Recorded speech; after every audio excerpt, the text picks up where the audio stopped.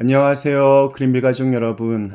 오늘 화요일 아침 이렇게 매일 한 말씀으로 또 오늘 하루를 시작하는 모든 분들에게 하나님께서 우리에게 은혜를 주셔서 오늘 하루도 우리의 마음 속에 평강이 있고 또한 자유함이 있고 그래서 넉넉한 마음으로 세상과 또 사람들을 바라볼 수 있는 마음이 있기를 간절히 기원합니다. 오늘은 저희가 로마서 4장 우리 9절에서 16절의 말씀으로 오늘 이 아침 시작하도록 하겠습니다. 로마서 4장 우리 9절에서 16절의 말씀.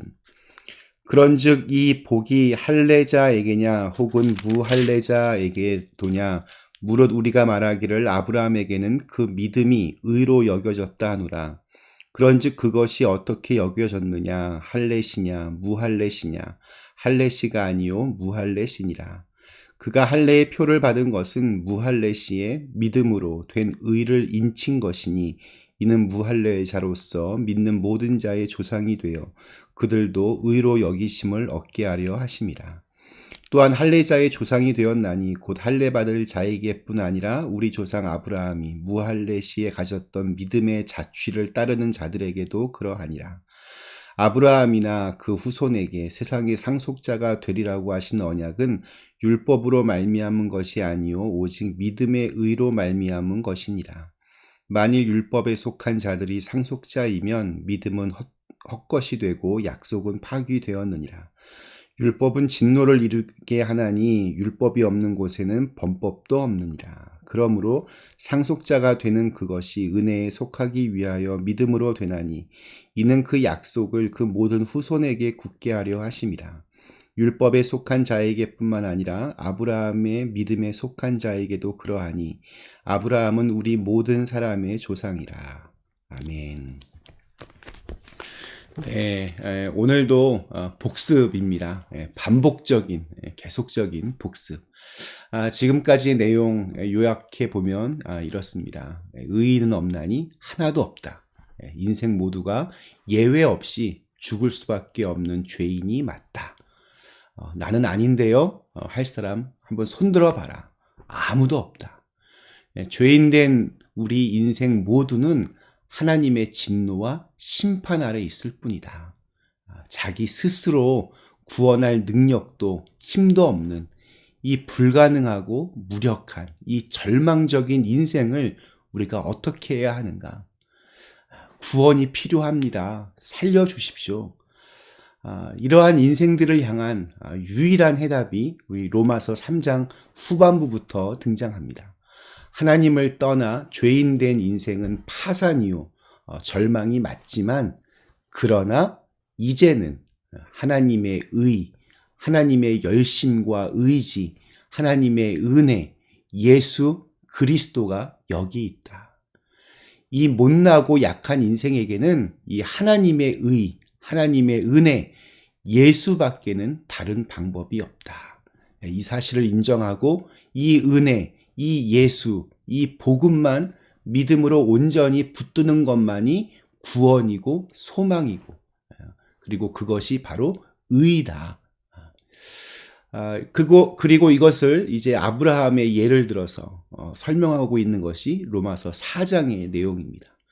우리 어제도 살펴보았지만 아브라함이 얼마나 다른 사람보다 훌륭한 믿음을 가졌는가 우리도 그 믿음을 좀 본받자 이런 메시지가 아니라 아브라함의 인생 역시 우리와 똑같이 절망적이었지만 하나님의 은혜로 그는 믿음의 조상이 되었다는 그러니까 포커스가 아브라함이 아니라 하나님의 은혜에 가 있었습니다. 아브라함이 어떠한 훌륭하고 선한 행동을 해서 의롭다 여김을 받은 것이 아니라 하나님을 믿는 믿음으로 하나님이 의롭다고 그렇게 여겨주셨다는 내용이었습니다. 자, 참 사실 우리 기독교만큼 쉬운 구원의 진리가 없습니다. 그냥 예수 믿으면 구원받는다. 참 쉬운데 이게 좀 쉽지가 또 않습니다. 가령 생사의 기로에 서 있는 어떤 환자가 있습니다. 그에게 가서 아무것도 하지 말고 의사만 믿고 가만히 있으십시오. 그러면 나을 수 있을 겁니다. 이렇게 말하면 그 환자의 반응이 어떨까요? 뭔 소리야? 하고 아마 쳐다볼 겁니다. 반대로 어떤 약을 들고 가서 이 약은 최근에 개발된 약인데 시간에 맞춰서 열심히 한번 먹어보십시오. 누가 압니까? 효과가 있을지. 아마 이렇게 말하면 그 환자는 적극적으로 매달릴 것입니다. 그러니까 아무것도 하지 말라라는 것보다 무엇이든지 해보라는 쪽을 선호하는 것이 대개 우리 인간들의 성향입니다. 구원의 문제도 다를 바가 없습니다. 구원을 받기 위해서 무엇이든 이것을 해야 된다라고 하면 사람들은 적극적으로 지극정성을 쏟고 또 자기가 어떤 무언가 이렇게 열심히 함으로써 구원을 이루어내었다라는 그런 뿌듯한 마음을 가지게 합니다. 그러나 구원을 위해서 당신이 해야 할 일은 단지 그냥 믿기만 하라고 한다면 이게 쉽게 잘 납득이 가지 않습니다. 오늘 읽은 부분에서는 할례에 대한 이야기가 나옵니다. 우리 9절과 10절에 있는 말씀을 제가 현대인의 성경으로 읽어보겠습니다. 그렇다면 이러한 행복은 할례를 받은 사람만이 누릴 수 있는 것입니까? 아니면 할례를 받지 못한 사람도 누릴 수 있는 것입니까? 우리는 아브라함이 믿음으로 의롭다는 인정을 받았다고 말했습니다. 그러면 언제 아브라함의 믿음이 인정을 받았습니까? 할례를 받은 후입니까? 받기 전입니까? 그것은 할례를 받은 후가 아니라 전이었습니다. 네, 할례는 창세기 17장에서 99살이 된 아브라함에게 이삭을 주시기 직전에 언약의 상징으로 하나님께서 명령하신 그러한 것입니다. 그래서 아브라함의 온 집안 남자들이 그 말씀에 순종하여서 할례를 받았습니다. 자, 근데 이것이 시간이 흐르면서 할례는 이제 오직 이스라엘 남자들만 받는 신성한 의식이 되었습니다. 그리고 시간이 더 흐르면서 할례 받은 것을 구원의 징표로 여기는 그런 문화가 팽배했습니다. 로마 교회는 이방인 그리스도인들과 또 유대인 그리스도인들이 뒤섞여 있었습니다. 문제는 이 유대인들이 할례를 받지 않았던 이 로마 헬라 그리스도인들에게 할례를 강요하는 분위기가 있었다는 데 있습니다. 할례를 자기가 받는 것까지는 뭐 좋은데 할례를 받지 않으면 마치 구원받지 못하는 것처럼 그렇게 이야기를 하고 있었습니다. 자기들 문화의 전통이 그러했기 때문입니다. 그래서 바울은 창세기 17장에 나오는 이 아브라함이 할례를 받기 전에 이미 창세기 15장에서 그 하나님의 약속을 믿었던 아브라함을 하나님께서 의롭다라고 여겨주신 이야기를 하면서 할례는 구원받는 아브라함을 당신의 자녀로 이렇게 인정하는 형식에 불과한 것이지 그것이 구원과는 아무런 관계가 없다라고 이렇게 단호히 말합니다. 마치 오늘날 이 할례는 세례와 굉장히 비슷합니다. 구원은 오직 예수를 믿는 믿음으로 얻습니다. 그렇다면 세례를 받지 못했는데 내가 예수님은 믿는다. 이런 사람들 있을까요? 없을까요? 분명히 있을 겁니다. 그러면 그런 사람들은 구원을 받을까요? 못 받을까요? 그러니까 세례는 받지 못했는데 예수님은 믿는 사람, 당연히 구원을 받습니다. 반대로 어릴 때 뭐 기억도 가물가물한데 세례는 받았다고 하는데 지금은 나는 예수 안 믿습니다. 이런 사람은 당연히 구원을 못 받습니다. 구원은 오직 예수님을 믿는 믿음으로 얻기 때문입니다. 세례는 죄사함 받았음을 확증하고 구원받았음을 고백하는 과정이지 그것이 구원의 절대 조건이 될 수 없습니다. 세례를 못 받아도 구원은 받습니다. 예수님만 믿으면.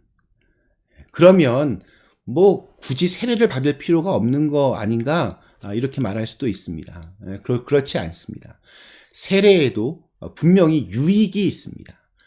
성인이 되어서 세례를 받은 사람은 죄 가운데 있었던 자신의 지난 날들로부터 이제는 내가 주님의 사람으로 살겠습니다라는 다짐을 하는 그런 시간이므로 영적으로 굉장히 중요한 그 전환점에 서게 되는 그런 귀한 경험을 하게 됩니다.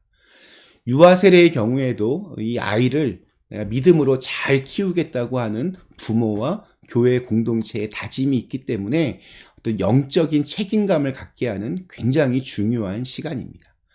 그렇게 잘 자라난 아이가 성인이 되면 입교식, 견신례를 통해서 다시 한번 세례의 의미를 자기 스스로 깨닫는 시간을 갖게 합니다. 네, 할례나 세례나 구원과는 직접적인 관계가 없습니다. 처음으로 할례를 받은 아브라함은 이제 이스라엘을 넘어서 하나님을 믿는 모든 사람들에게 믿음의 조상이 되었습니다.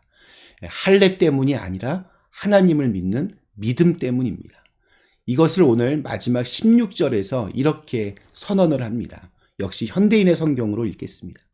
이런 까닭에 이 약속은 믿음에 근거한 것입니다. 그것은 하나님께서 아브라함에게 이 약속을 은혜로 주셔서 이것을 그의 모든 후손에게도 곧 율법으로 사는 사람들에게만이 아니라 아브라함이 지닌 믿음으로 사는 사람들에게도 보장하시려는 것입니다.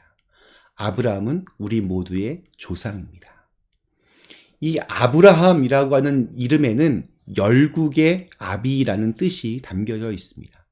하나님이 지어주신 이름인데 하나님이 아브라함을 부르실 때 아마 이스라엘을 넘어 이제 전 세계를 향하여 이 복음이 전파되는 그런 계획을 가지고 계셨다는 그러한 의미이기도 합니다. 하나님은 이제 율법과 할례라고 하는 그 한 민족의 그 폐쇄성을 깨고 예수 그리스도를 믿는 믿음을 통해서 세계의 모든 민족의 하나님이 되셨습니다. 그러니까 하나님의 역사는 핏줄이 아니라 믿음으로 계승되는 것입니다. 오늘 하루 나를 이미 의롭다 하신 우리 예수 그리스도의 십자가를 바라보며 은혜를 갈망하며 그렇게 믿음으로 살아가실 수 있기를 간절히 기원합니다. 잠시 함께 기도하시겠습니다. 전능하신 하나님, 오늘 하루도 우리가 나의 의와 또 나의 행동과 나의 지혜와 나의 능력을 과신하지 않게 하여 주옵시고 겸손하게 하나님의 의를 바라보며 예수 그리스도의 십자가를 바라보며 그 은혜 안에 머물 수 있도록 인도해 주시옵소서. 그래서 우리의 마음속에 언제나 주님이 살아계시는 귀한 은혜가 우리 가운데 넘쳐 흐르게 하여 주시옵소서. 예수님의 이름으로 간절히 기도드리옵나이다. 아멘.